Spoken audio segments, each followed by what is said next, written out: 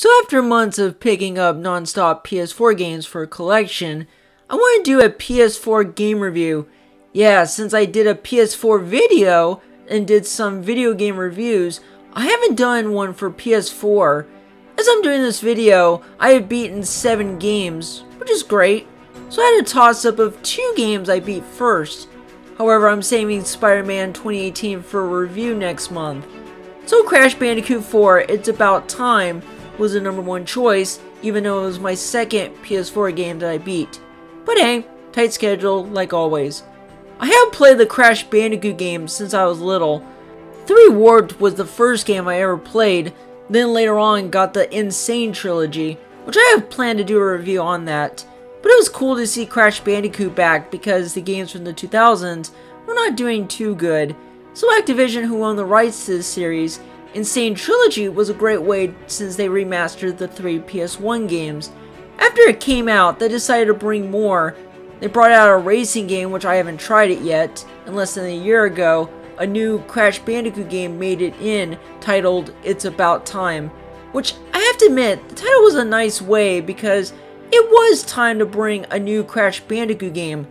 Now, I don't know why it's the 4th game in the series. Wasn't Wrath of Cortex the 4th game in the series? Maybe I retconned it, I don't know.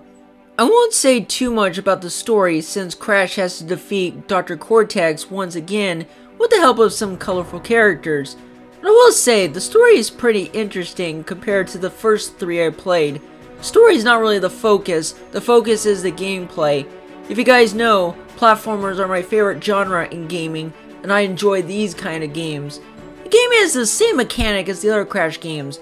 Crash can jump and spin as his attack, but in this game, they added new mechanics in the game, in ways that changes the regular platforming gameplay. Besides playing Crash and his sister Coco, you can play as Tawna, Dingodile, and even Dr. Cortex. The reason why he's playable is because N. Tropy betrays him and he joins the Bandicoots. All 3 new characters are pretty fun to play. Speaking of other additions, there are quantum mask characters that use mechanics for Crash to do. One can phase various objects, crates, and obstacles in and out of existence.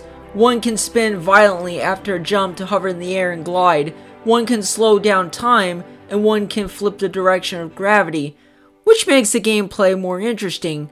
So that is the best highlight in the game. Besides that, the level design is fantastic, the gameplay is amazing, the music's great. It's a really good game. However, this is somewhat of a criticism. The difficulty is pretty hard, which it comes to no surprise to a Crash Bandicoot game. The first game was really hard and I had troubles with that game. 2 and 3 weren't that hard at all. This one I had troubles in the game. In fact, this series and the Donkey Kong Country series are the hardest platformers in any games.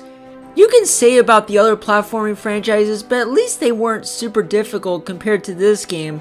Still, it did give me rage once in a while. The boss battles were hard, but they had some nice gimmicks to the gameplay during the battles. But all in all, I really enjoyed this game. With those new gameplay mechanics and ideas, it feels like a brand new Crash game that people were waiting. Does this mean it's my favorite out of the Crash Bandicoot games? Not quite close.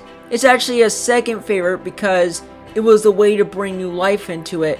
3 Warped is still my favorite, not because it was part of my childhood, but it had variety in it.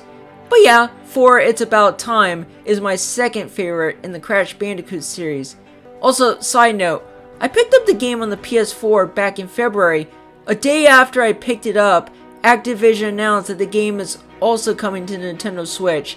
Yeah, talk about lateness. But aside from that, it was a ton of fun and I can't wait for Activision to make more Crash Bandicoot games in the future. Now for Spyro, I haven't played this series actually, so I'll get the game soon. I know this game is on multi-platforms, but I technically put it as a review. That is all for the review, and the actual PS4 game review is coming next month. But I'll see you guys next time.